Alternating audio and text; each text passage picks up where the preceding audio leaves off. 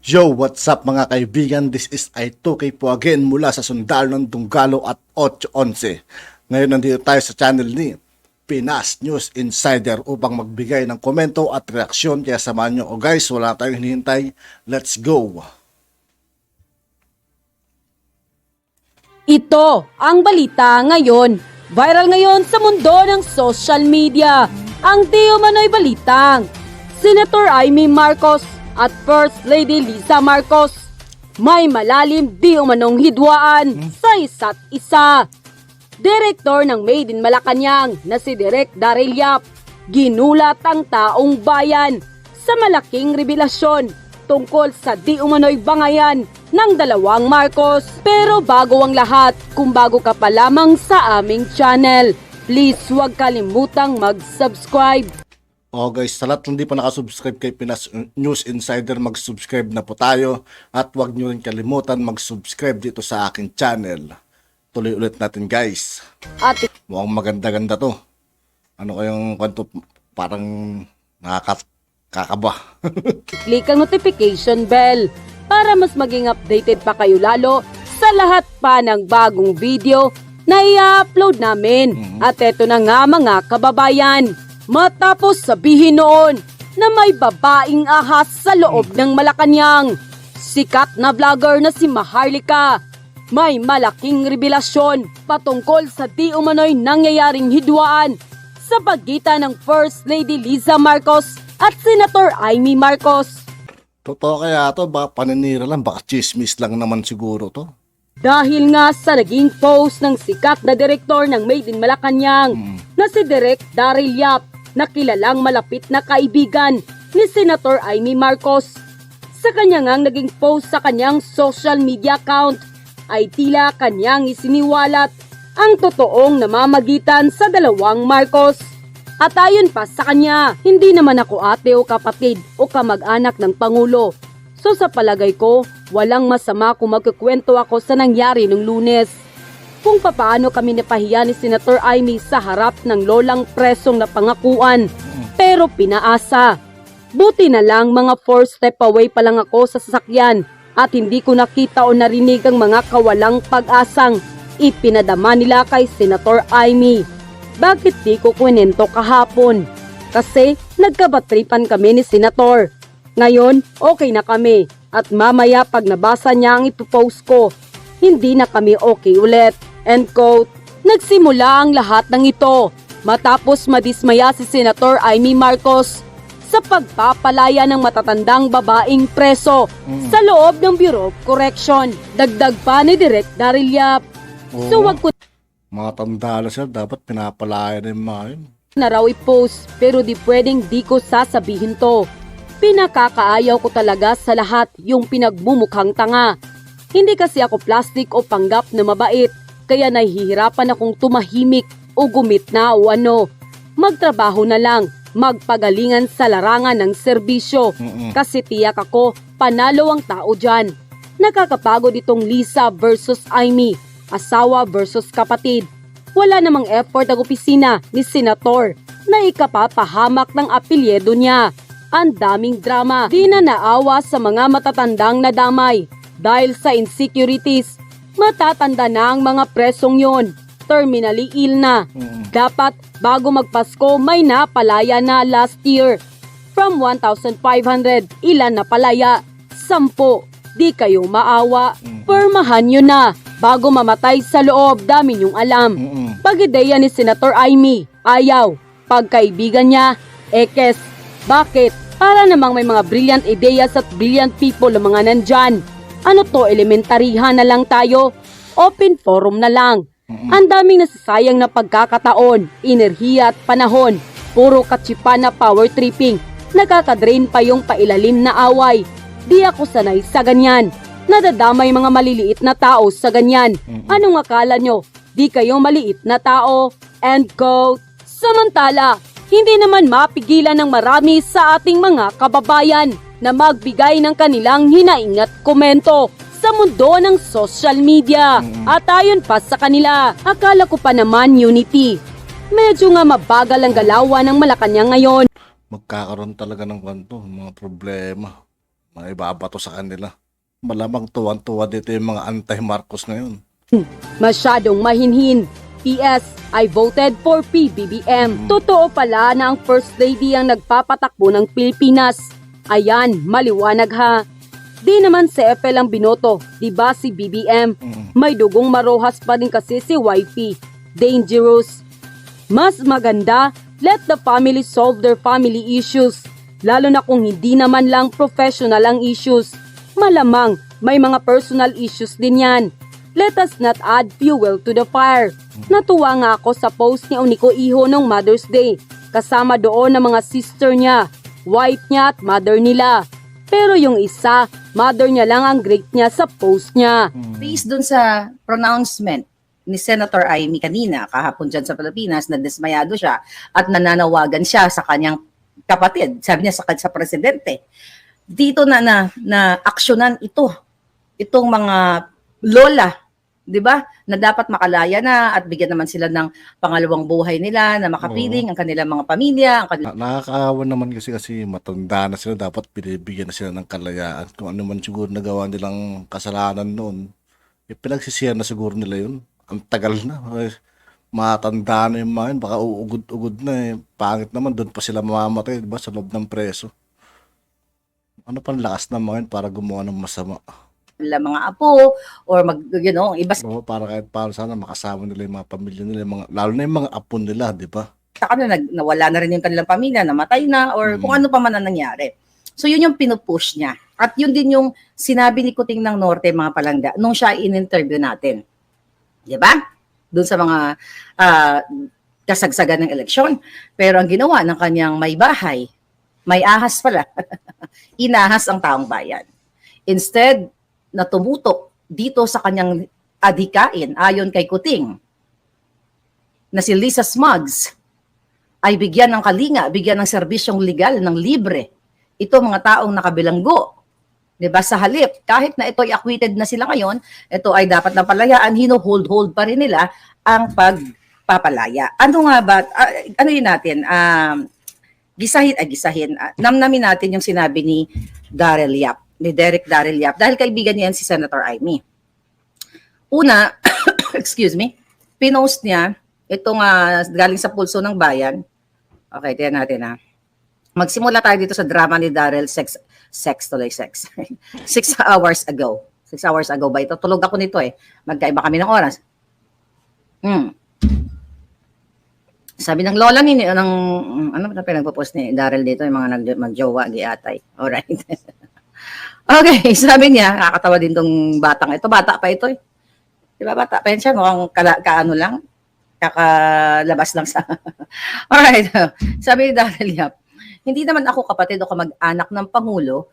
So, sa palagay ko, walang masama kung magkwento ako sa nangyari noong Lunes. Yeah. Okay, sabi niya, kung paano ka pinapahiya ni Senator Amy sa harap ng mga lolang presong napangakuan pero pinaasa. So, personal experience yung kinuwenta. So, kasama pala si Darrell dito. Sabi niya, buti na lang, mga 4 steps away pa lang ako sa sasakyan at hindi ko nakita o narinig ang mga kawalang pag-asang ipinadama nila kay Senator Amy. Bakit di ko kinuwento kahapon? Kasi nagkabadtripan kami ni Senator. Nagtaraya ng dalawa. Okay.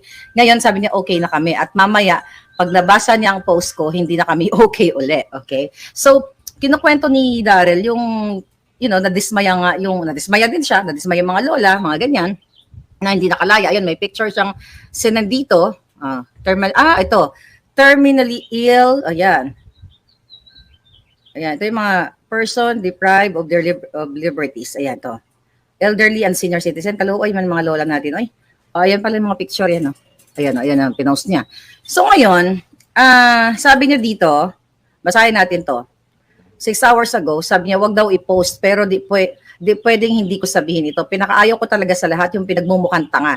Hindi kasi ako plastic o mapagpanggap na mabait, kaya nahirapan ako tumahimik o gumitna. Magtrabaho na lang, magpagalingan sa larangan ng serbisyo. Kasi tsak ako, panalo ang tao dyan. Nakakapagod itong Lisa versus Amy. Asawa versus kapatid. Wala namang effort ang opisina ni Senator na ikapahamak ng apelyido niya. Ang daming drama. So, frustrated si Darrell based sa kanyang post. dito sa kampo ni Lisa Smugs. Kahit naman ako, di ba? Di na naawa sa mga Grabe, ano mga paglisa smog. Grabe naman si Madam Maharlika. matatandang nadamay dahil sa insecurities. Matatanda na, mga Dito guys, wala tayong kinakampihan. No? Basta importante, nagbibigay lang tayo ng reaction at pinapakinggan lang natin kung ano yung mga naririnig natin na nanggagaling sa kanila. Matatanda na ang mga presong yon, terminally ill na. Dapat bago magpasko, may napalaya na last year from 1,500. Ilan ang napalaya? 10. Hindi kayo naawa? I think 20. Dun sa interview parang 20. Permahan nyo na bago mamatay sa loob. Ang dami nyong alam. Okay? Pag idea ni Senator Amy, ayaw. Pagkaibigan niya, X. Bakit? Pagkaibigan o idea ni Amy, X. Di ba sinabi ko na sa inyo yan? Pag nakakonect kay Vic o nalaman ni Lisa Smugs, nakakunik ka kay Maharlika, X ka. Totoo yun. Mismo ito si Darrell, okay? Nagsabi na siya. Kasi nakikita naman niya yan. Alright? Pero ako magbe-base lang ako dito sa statement niya. Huwag tayo mag-go further nang wala siyang, na hindi pa niya kinukwento, baka, magwala yan. Magwala kaming dalawa. Alright? Anyway, sabi niya, pero maganda yung point niya. Sabi niya, permahan nyo na bago pa mamatay sa loob. Ayun na nga, pag idea ni Senator Amy ayaw, pag kaibigan niya, X. Bakit para namang may mga brilliant ideas at brilliant people ang mga nandyan? Ano to? Sabi niya, elementaryhan na lang tayo, open forum na lang. Okay? Ang daming nasasayang na pagkakataon, enerhiya at panahon, puro katsipan na power tripping na nakaka-drain pa yung pailalim na away. Di ako sanay sa ganyan. Nadamay mga maliliit na tao sa ganyan. Anong akala nyo? Di kayo maliit na tao? Di ba? Literal yon. Okay. See, nakita ninyo?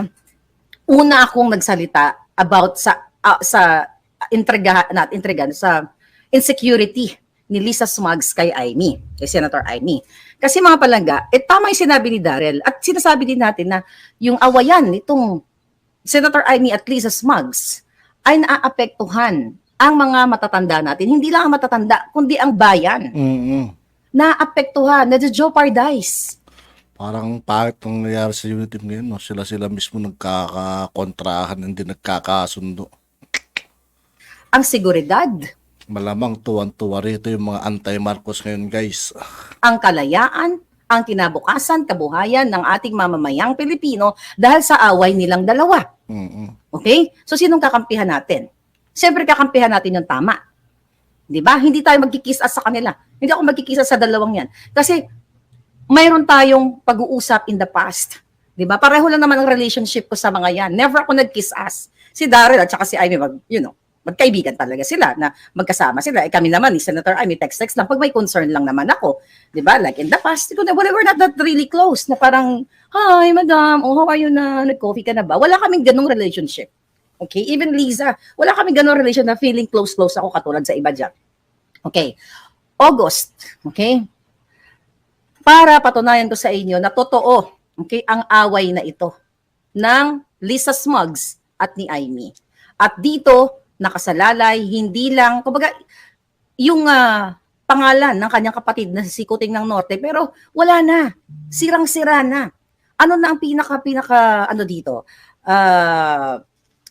At stake dito mga palangga, yung kinabukasan ng Pilipino. Kung natatanda ninyo, Agosto yon. Nung nagsimula na akong nararamdaman ko ang bangis at kamandag ni Ahas, Lisa Smugs. Di ba? Yung mga post ko, hindi ko pa siya pinapangalanan because I'm giving her a chance. Okay? A chance na itama yung kanilang mga pagmamaliit, pang-aapi sa mga tao na kaming kay Direct nakapag-konektado kay Amy o si Amy X. Ba't pa ganun ang dila ako ngayon, giatay? X. Alright? August, noong nagkakaletse-letse na nag-aaway na si Taning at saka si Pebbles Talakera. Si Chororot. Away-away na silang bongga-bongga ganyan. Di ba? Nag-aaway-away silang dalawa. Ngayon, magkaibigan yan. So, si Taning at saka si Pebbles.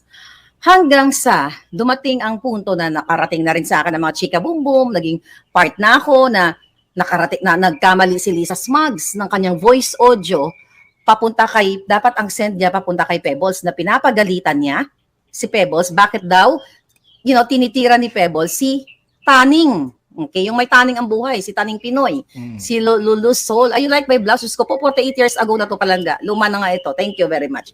But anyway, pinapagalitan ni Lisa Smugs si Pebbles doon sa audio na yon. I think pinarinig ko na sa inyo yon, na wag tirahin si Taning kasi may basbas siya sa lahat ng pagtarantado ni Taning kay Vic o sino pa mga politiko kung kanino pa man inuutusan ni Lisa Smugs kasi aso ni Lisa Smugs si Taning. Yan ang katotohanan. So nung August na yun mga palangga, bago ako mapunta kay Taning, alam mo naman, habang nagkakagulo ng ganyan, sabi ni Pebbles Talakera sa akin, sabi niya sa akin, na kasi ang tawag niya sa akin, gusto niya na talaga magsalita. Hindi pa ako nagsasalita nun palangga against kay Lisa Smugs actually. Gusto niya na magsalita at sasabihin niya na yung katotohanan sa nagaganap sa loob between Lisa, Taning at ano-ano pang mga iba pang mga eksenang ganap. Dahil nga, sabi nga ni Lisa Smugs, ako isa sa pinaka numero 1 loyalista sa lahat ng loyalistang kakilala niya.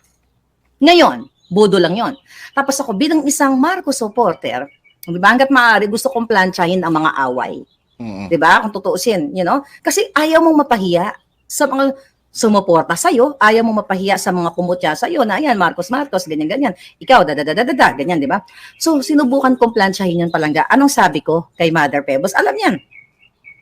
We're not that friends. We're not that close ni Pebbles Talakera. Sabi ko sa kanya, Mother, parang, you know, hindi ko naman siya pinipigil. So, I'm just persuading her na parang ayusin natin to, ganun-ganun, kasi pareho tayo Marcos loyalist, pareho tayo Marcos supporters, sayang naman yung pinaghirapan natin, tapos mapapahiya tayo sa dilawan, mga ganun, di ba?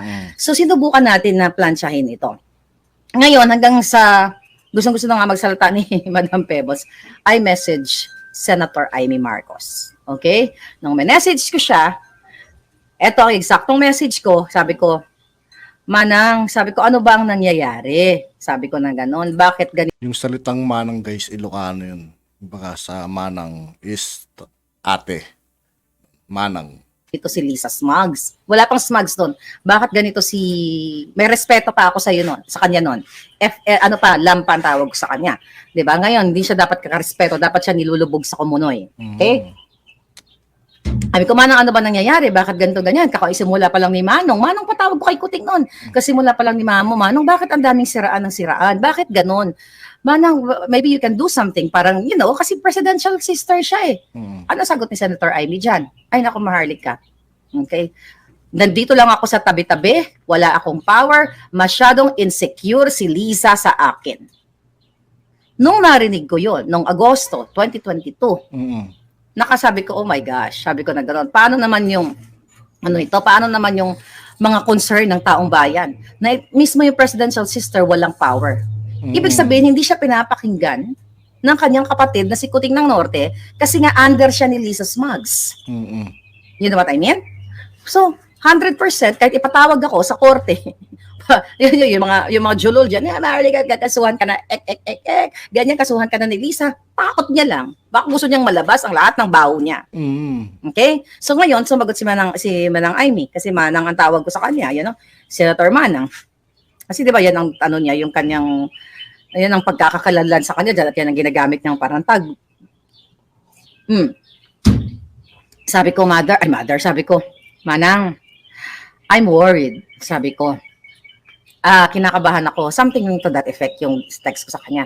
Kasi, sabi ko, magsasalita si Pebbles Chororot Tusok Talakera. Ay, Mother, shout out. I think nasa Thailand siya ngayon.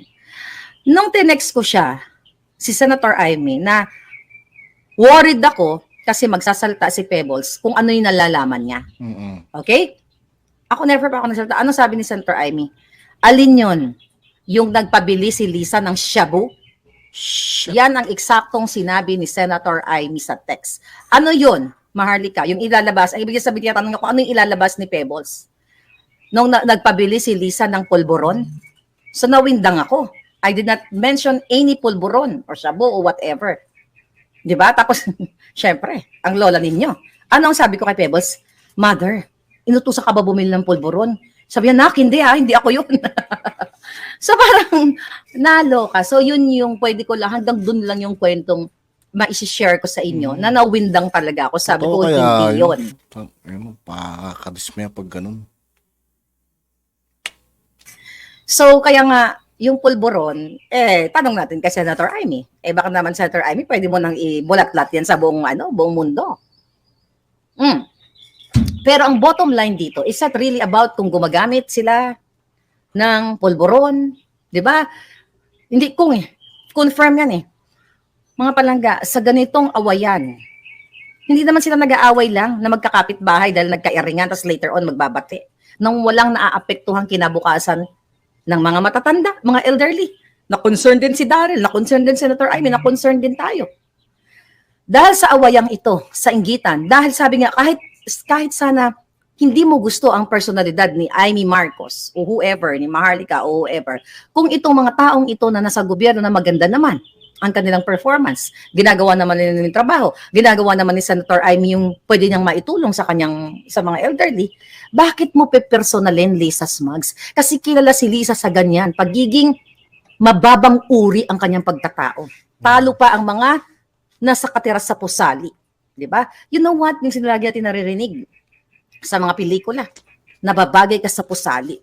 Somehow, yung mga nakatira sa pusali na tinatawag natin sa mga rin sa pelikula, mas maganda pa ang pagkatao dito kay Liza Smugs na nakikipag-business partner sa mga smugglers kay Michael Ma.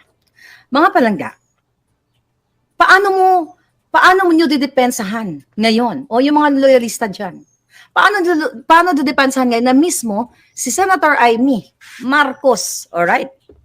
Okay?